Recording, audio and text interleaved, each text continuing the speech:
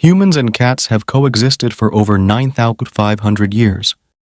Archaeological evidence from Cyprus shows the earliest pet cat, buried with a human in 7,500 BCE.